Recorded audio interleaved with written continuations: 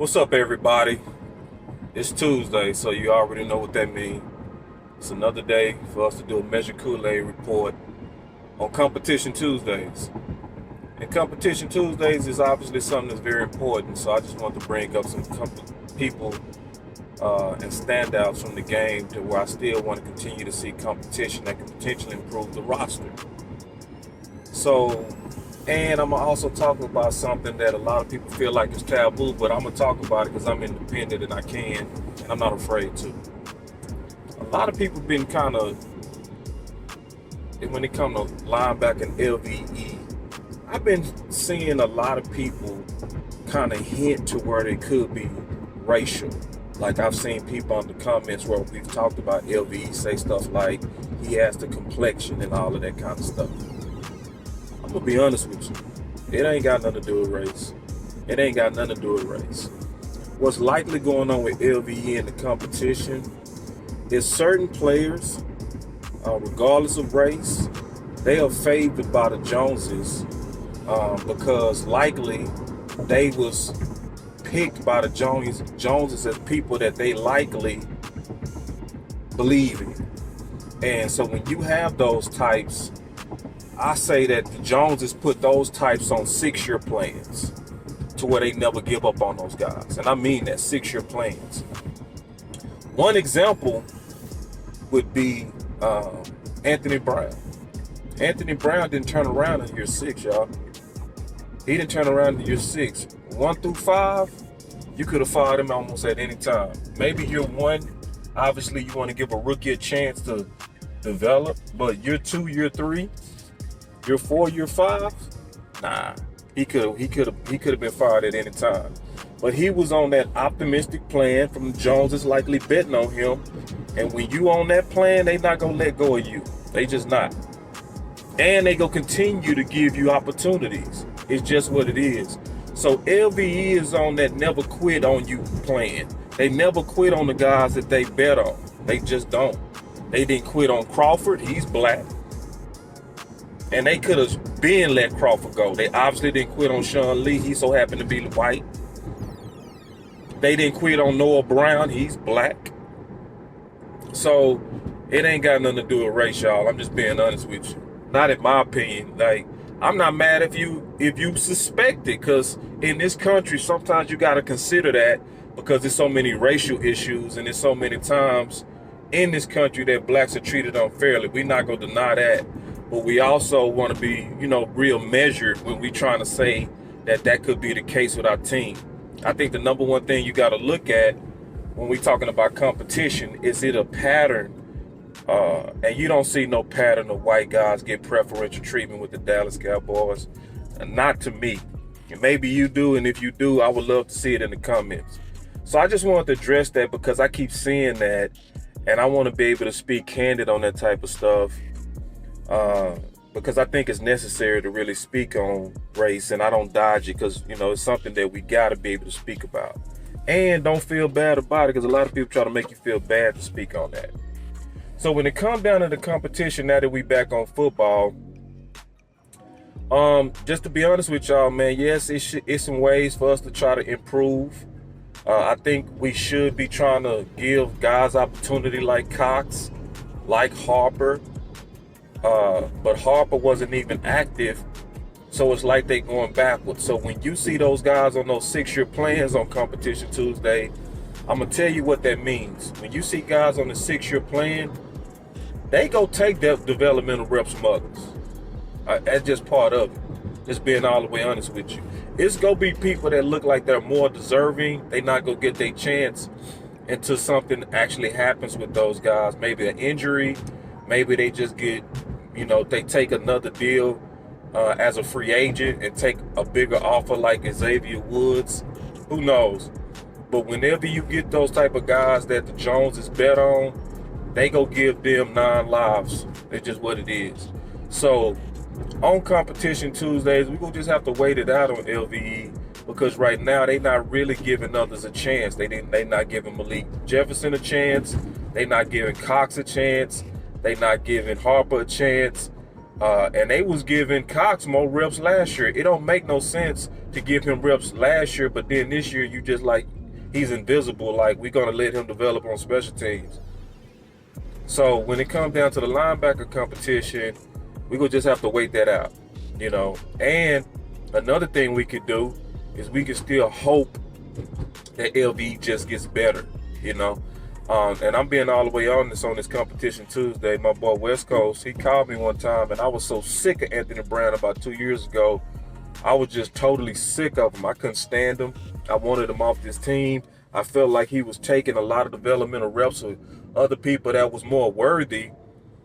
And he said, boss, at this point, I was talking to my boy West Coast, he said, at this point, bro, we have no choice but to just hope he get better. And that just honestly was sound advice from the West Coast, which I want to then relay to everybody listening to this channel. That's what we got to do with LVE at this point, because we know the politics of our front office. We're not going to pretend that there's no politics with this front office. It's very real. And, you know, when you have that type of politics, then, and you have no true control, yes, we go speak on it. Yes, we go share this type of content.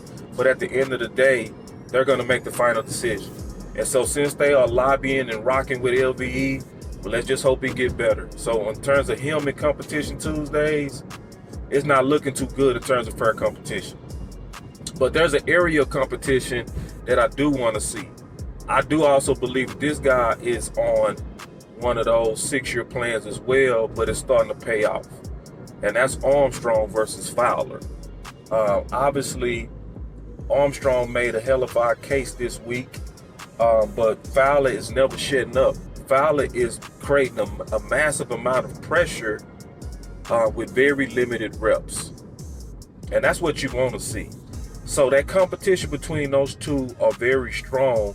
And I want to continue to see that. Now, obviously, the one that's the bastard son is going to be Fowler.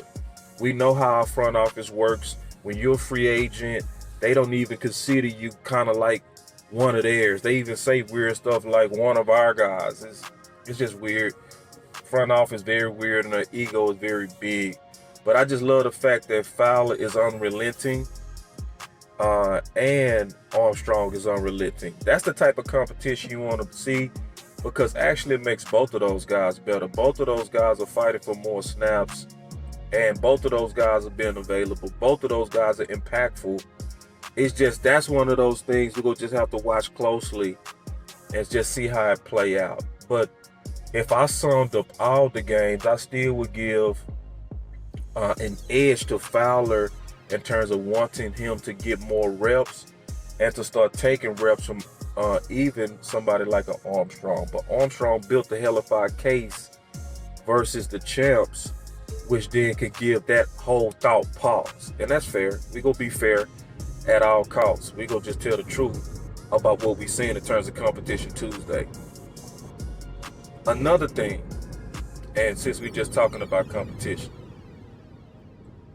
on Competition Tuesday, somebody that got to be considered now, and this is actually very hard for me to talk about, because like anybody, we all have pet cats, we all have favorites, and when you are talking about competition, you have to have integrity. You have to be able to just say what the truth is, despite somebody potentially being one of your favorites, okay?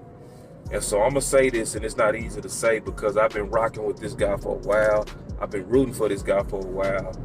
But at this point, I think also in terms of Competition Tuesday, and if I look at how the game played out versus the Rams, it's fair to say, man, we got to start considering Bland being the starting nickel over Jordan Lewis. Yeah, and that's not easy for me to say because Jordan Lewis came in this door rocking. And I always felt like he didn't get a fair chance going against Anthony Brown. Obviously, I'm happy now that the Anthony Brown paid off, but it was years to where Jordan Lewis is just better. And he never really got a fair shot because every time he beat him out, fair and square, and just made more plays than Anthony Brown, you know, Anthony Brown was on that 6-year plan where they bet on you and they trying to make themselves appear right. And they would continue to just start Anthony Brown after he got benched, after he got injured, after he got burned alive. I already did a video on him before he turned the corner.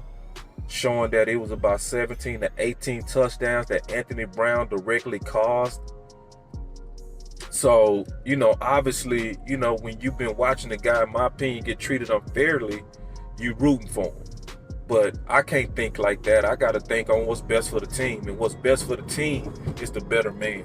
And right now, and I've always said this, and I got to be consistent to what I preach. I've always said when you start seeing a guy that's younger, that's potentially playing just as good, you always go with the younger guy. Y'all saw me say that with Steele versus Lyle, and I would be a total hypocrite if I didn't even stick to that with what we seeing with Blaine. Just keeping it real with what we seeing with Blaine. And I waited to say this too. I didn't make this decision on Competition Tuesday in a rush. I didn't make this decision because of preseason hype.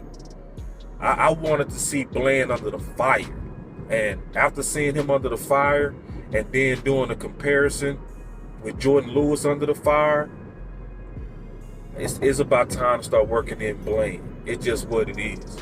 And I would even be open for a potential trade. If you can get some value out of Jordan Lewis to start strengthening us for the future, I would be even open for that.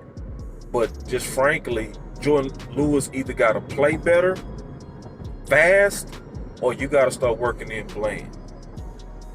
And then obviously the heavy topic that, is going to continue to be a debate around Cowboy Nation again is Dak versus Cooper Rush.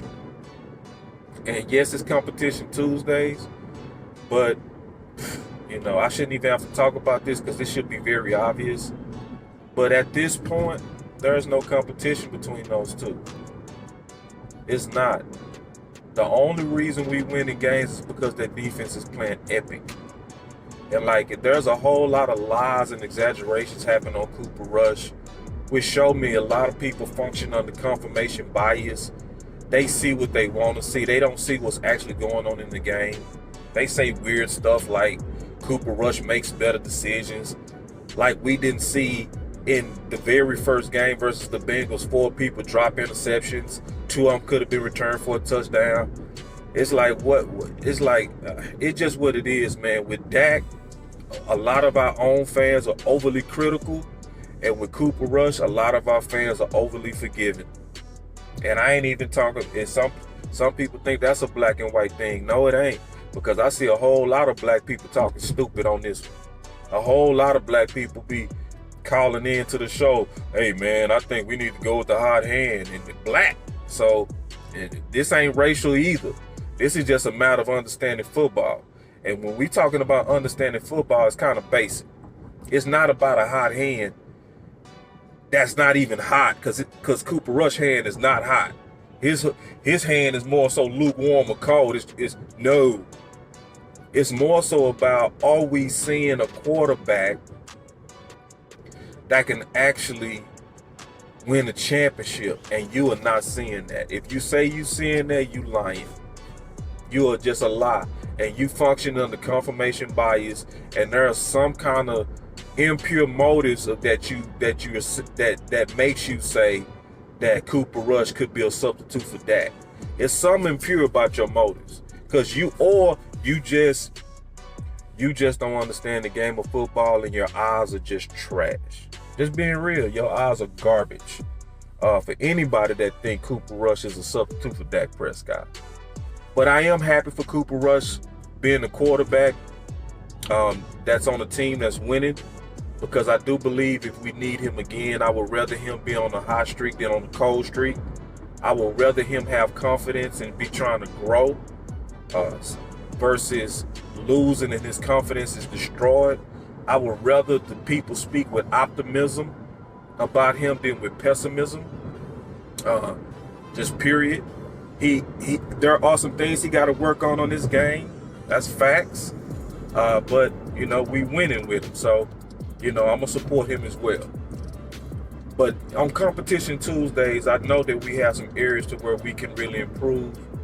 And my last Competition Tuesday that I want to see is, I want to see what's going to happen at that left guard position when Peters get back.